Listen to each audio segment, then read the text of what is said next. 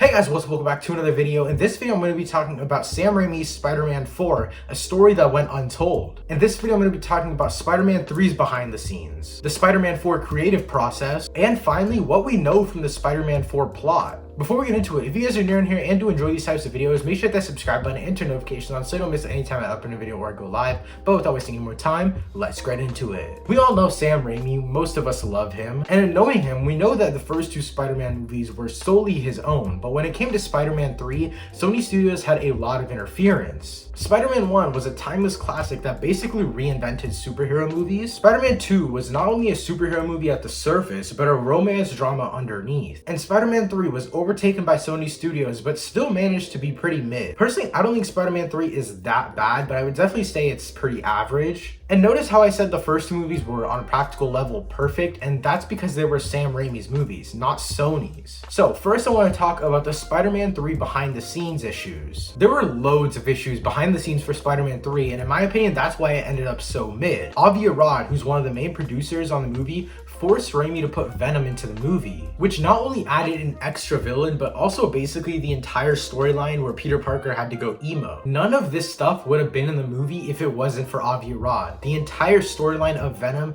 and the symbiote making Peter evil, that was all there just because it was Venom. Originally, he wanted to have Sandman and then Harry Osborn's Green Goblin character, and two villains was enough, and that is exactly what Sam Raimi thought. But again, Avi Arad forced Sam Raimi to put Venom in the movie because it would be a fan favorite character. And he basically blackmailed Sam Raimi into putting Venom into the movie by saying that Sony let Sam Raimi do whatever he wanted in the first two movies, so now it was time to listen to the corporation. And this all leads into the Spider-Man 4 creation. After the box office success but critical failure of Spider-Man 3, Raimi understood that he shouldn't take any more advice from Sony Studios, especially when it came to what to implement into his movies. While working on Spider-Man 4, the closest they got to finishing the movie was literally just starting production. Raimi hired a writer named James Vanderbilt who previously wrote Zodiac, which is one of my favorite mystery movies of all time. And Sam Raimi ended up hiring a storyboarder, and the storyboarder showed us some of the art drawings a few years ago. I'll talk about all of these storyboards later on in this video because there's a lot that we can get from just these few storyboard pictures. Sam Raimi also said that he wanted to make Spider-Man 4 the best Spider-Man movie and best superhero movie of all time after the failure of Spider-Man 3. Sam Raimi honestly felt like he was a disappointment to all of us, and there were so many people hating on him, but when you look back at it, it isn't Sam Raimi's fault at all. If anything, this was all Sony's fault for making him implement the Venom storyline and basically the emo Peter Parker storyline into Spider-Man 3. During the entire creative production, Sony kept pressuring Raimi to push the movie for a summer 2011 release date. And on top of that, they were trying to force him to use Lizard in Spider-Man 4. Raimi obviously didn't want to use the Lizard and didn't end up doing so in the storyboards that we get to see, but he couldn't get rid of that 2011 summer release date. And why were Sony's conditions so strict?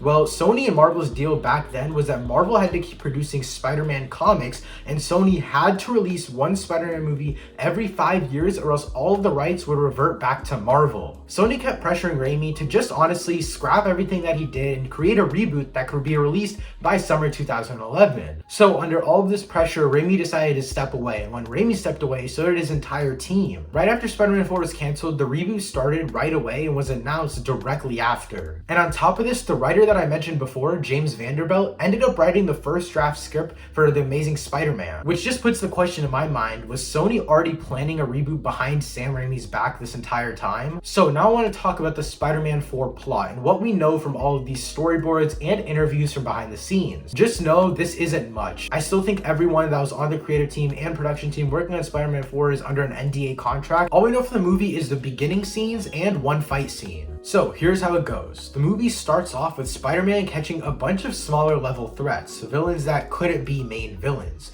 These consist of Mysterio, Shocker, Rhino, Prowler, and Stiltman. Then Vulture comes in as the main antagonist. Raimi thought that people would just dismiss the Vulture as some old dude with wings, so he made him super evil and ruthless. Looking at these storyboards, it seems like he would have looked similar to the Vulture in Homecoming with these mechanical wings. Peter fights the Vulture using his surroundings and then gets hit by a spray of sharp mechanical wing parts and gets severely hurt. Then the Vultures comes in to help, and that's all we know. I know I was building it up a lot, but that's literally all we know from these storyboards. To me, it's pretty sad that Sony was basically working behind Sam Raimi's back for a reboot, and they honestly didn't care for Sam Raimi's ideas, even though Sam Raimi is such a talented director, and I'm so glad he's getting a second shot at a superhero movie with the Multiverse of Madness. And that's it for this video. If you guys enjoyed, make sure to subscribe to the channel and turn notifications on so you don't miss any time I upload a video or I go live. Thank you guys so much for watching. I'll see you next time. Peace.